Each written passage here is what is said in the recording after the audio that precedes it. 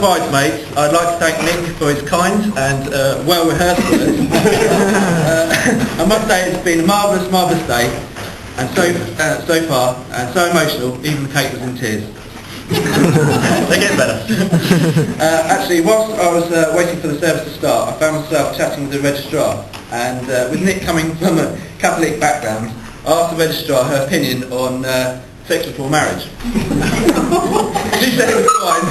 She said it was fine as long as it didn't delay the service.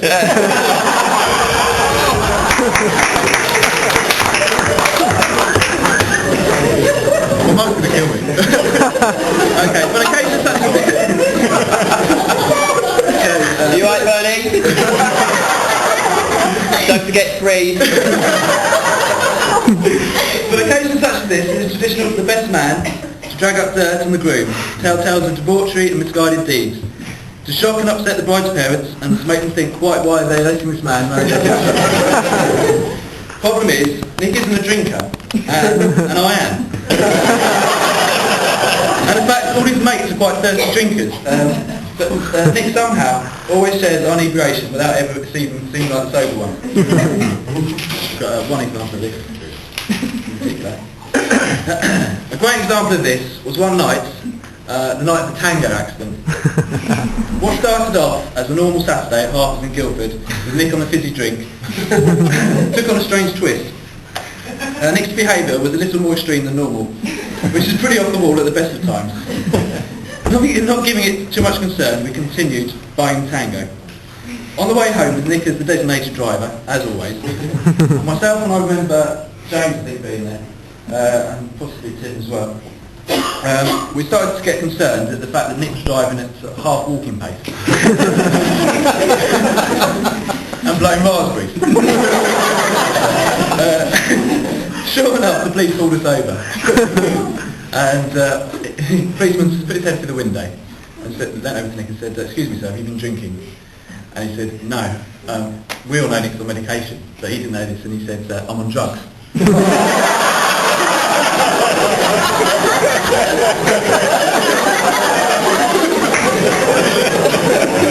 Eventually, the policeman who breathalyzed Nick, and obviously he was clear of everything, had to let us go. We got home much later that night.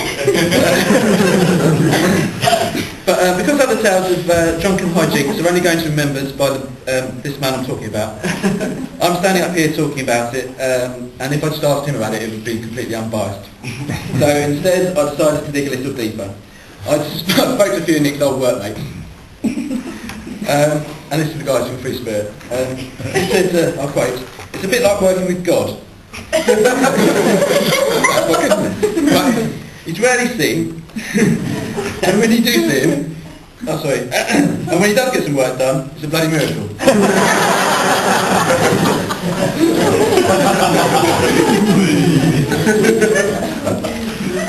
At Nestle Roundtree, Nick is often at training camps in York, and I spoke to some of the people in his team, and they agreed that Nick is one of the funniest people they'd ever met.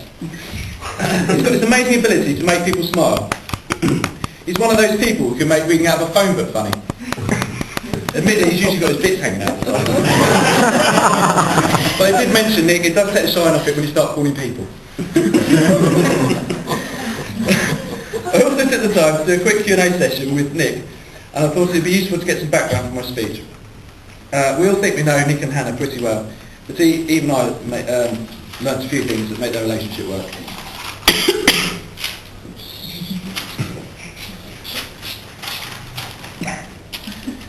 According to Nick, the first time they spent together, apparently Hannah told Nick she'd never been in bed with someone so well endowed. Nick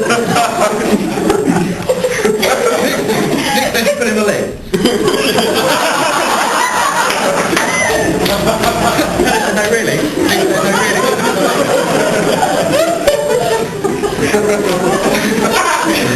Nick admitted before he met Hannah, he could only get aroused for putting his genitals into boiling water first. Not my cup of tea, obviously.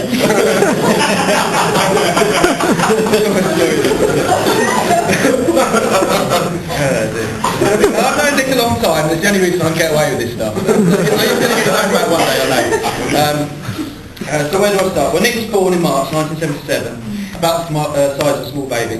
and since got older and older on a year-by-year basis. But I first met Nick at St Edmunds.